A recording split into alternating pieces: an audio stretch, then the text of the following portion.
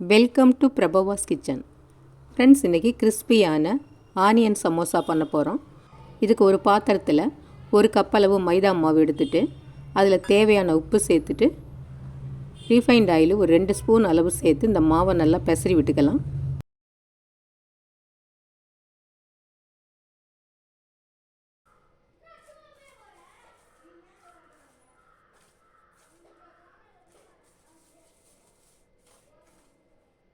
இப்போ மாவை நல்லா எண்ணெயில் பெசரி விட்டதுக்கப்புறம் தண்ணியை கொஞ்சம் கொஞ்சமாக ஊற்றி திக்காக சப்பாத்தி மாவு பதத்துக்கு பிசைஞ்சிக்கலாம்.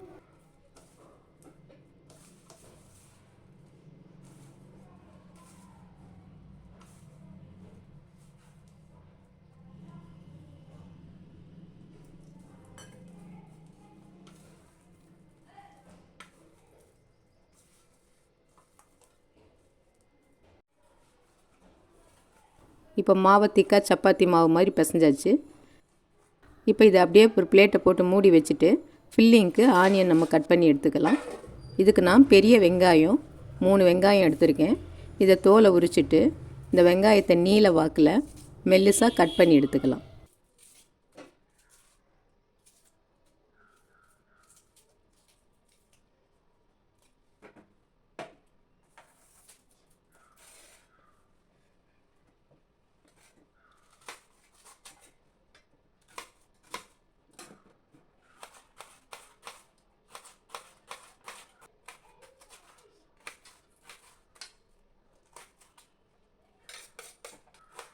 இப்போ 3 வெங்காயத்தையும் கட் பண்ணி முடிச்சாச்சு.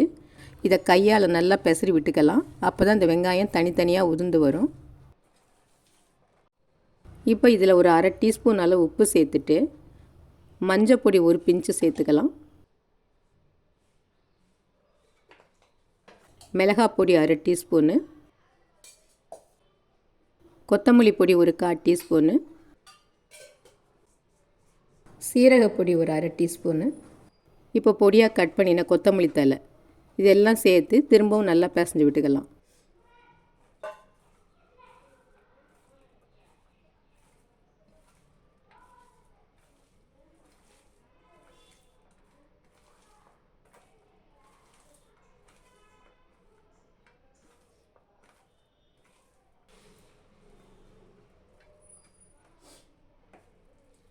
இப்போ நல்லா பிசைஞ்சு விடும்போது இந்த வெங்காயம் லேசாக தண்ணி விட்டுடும்.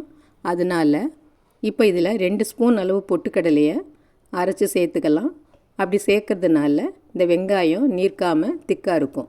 பொட்டுக்கடலைக்கு பதிலாக 2 ஸ்பூன் அளவு வறுத்த நிலக்கடலையும் அரைச்சி சேர்த்துக்கலாம்.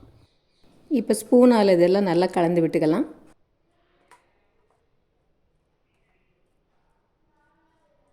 ஆனியன் ஃபில்லிங் ரெடி ஆகிடுச்சு. இப்போ இதை வச்சுட்டு இப்போ இந்த மாவை 4ஆக பிரித்து எடுத்துக்கலாம்.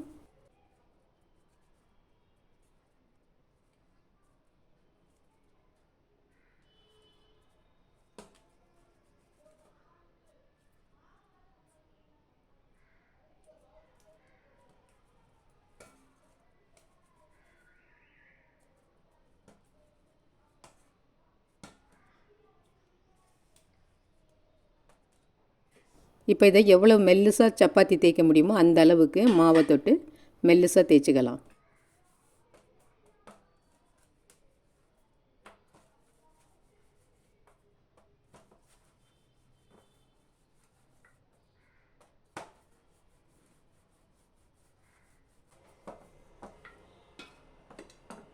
இப்போ மெல்லுசாக இந்த மாதிரி எல்லாத்தையும் தேய்ச்சதுக்கப்புறம் தோசைக்கல்லை ஸ்டவ்வில் வச்சு கல் சூடானதுக்கப்புறம் இதை போட்டு லேசாக ஒரு பக்கம் நிறம் மாறினதும் திருப்பி விட்டுக்கலாம்.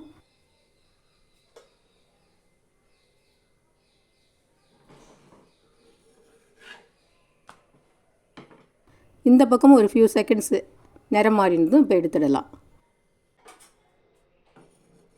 பாருங்கள், இந்த மாதிரியே நம்ம தேய்ச்சி வச்சுருக்கிறதெல்லாம் போட்டு எடுத்துக்கலாம்.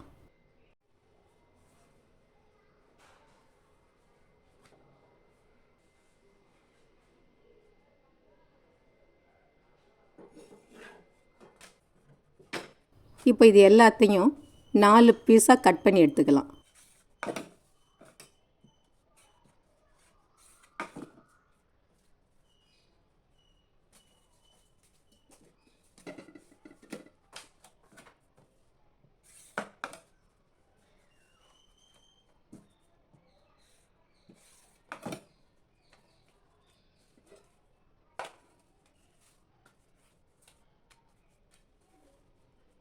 இப்போ சமோசா பைண்ட் பண்ணுறதுக்கு கொஞ்சம் மைதா மாவை கரைச்சி எடுத்துக்கலாம்.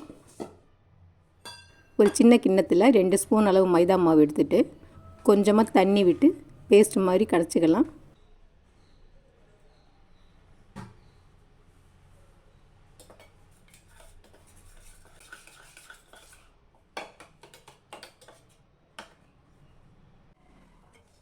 இப்போ ஒரு பீஸை எடுத்து இந்த பேஸ்ட்டை இந்த மாதிரி தடவி விட்டு ஃபோல்டு பண்ணிக்கலாம்.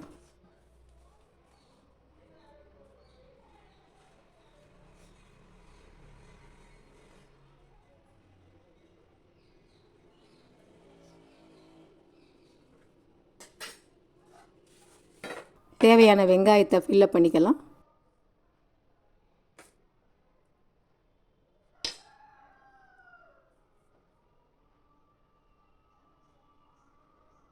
இப்போ திரும்பவும் கொஞ்சம் பேஸ்ட்டை தடவி இதை க்ளோஸ் பண்ணிக்கலாம்.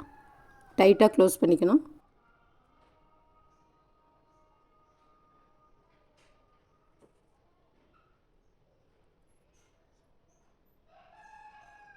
இதே மாதிரி எல்லா ஷீட்டையுமே நாம் ரெடி பண்ணிக்கலாம்.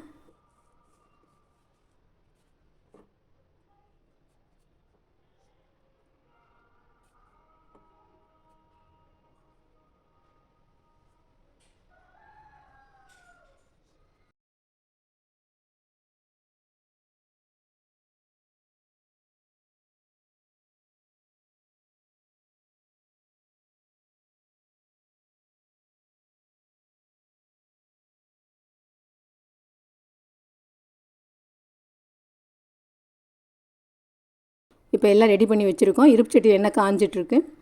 இப்போ எண்ணெய் சரியான சூட்டில் இருக்கிறப்ப சமோசாவை 3 நாளாக பொரிச்சு எடுத்துக்கலாம்.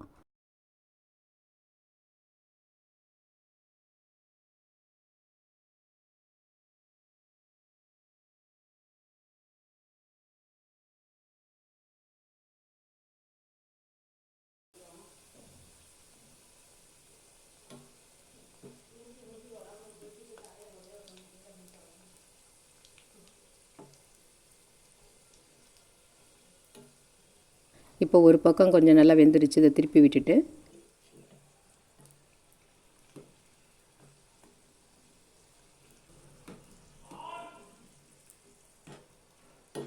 ரெண்டு பக்கமும் நல்லா வெந்து கிறிஸ்பி ஆகிற வரைக்கும் பெரட்டி விட்டு வேக விட்டுக்கலாம். இப்போ நல்லா கிறிஸ்பி ஆகிடுச்சு, எடுத்துடலாம்.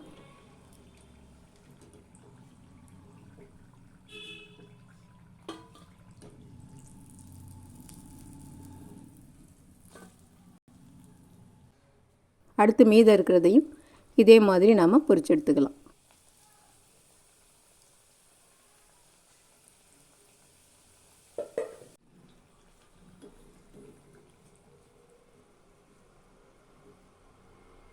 இப்போ பாருங்கள், நல்ல கிறிஸ்பியாக டேஸ்டியாக ஆனியன் சமோசா ரெடி ஆகிடுச்சு. இது ரெடி பண்ணுறது ஒரு அரை மணி நேரத்துக்குள்ளேயே பண்ணி முடிச்சிடலாம். ஈவினிங் டயத்தில் மைதா மாவுக்கு பதிலாக நம்ம கோதுமை மாவு சேர்த்தும் இந்த சமோசா செய்யலாம். இந்த டிஷ்ஷு பிடிச்சிருந்ததுன்னா லைக் பண்ணுங்கள், ஷேர் பண்ணுங்கள், மறக்காமல் சப்ஸ்கிரைப் பண்ணுங்கள். நன்றி.